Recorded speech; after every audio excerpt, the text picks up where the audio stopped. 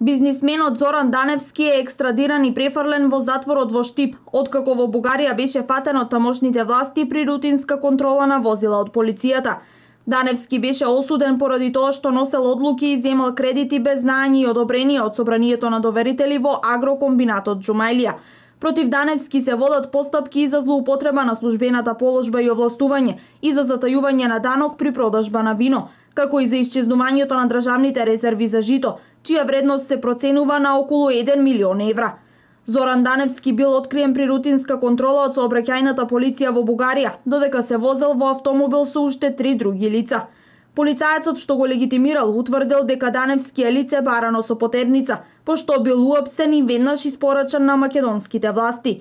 Тој во Македонија се бара од ноември 2011 година, кога пребега во Бугарија, откако беше осомничен за проневера на 5400 тони жито од стоковите резерви вредни 1,5 милион евра.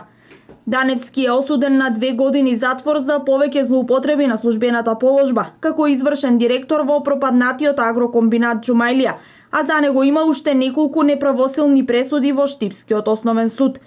Даневски го остави земјоделскиот комбинат Џумајлија, кој беше приватизиран пред повеќе од една деценија, во долгови од околу 10 милиони евра, поради што комбинатот стигна до ликвидација.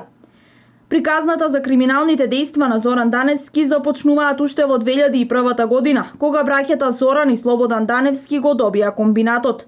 Во Штипскиот затвор веќе една година се наоѓа неговиот постар брат Слободан Даневски, поранешен пратеник и градоначалник на Свети Николе, каде ја издржува затворската казна исто така за злоупотреби во комбинатот Џумајлија.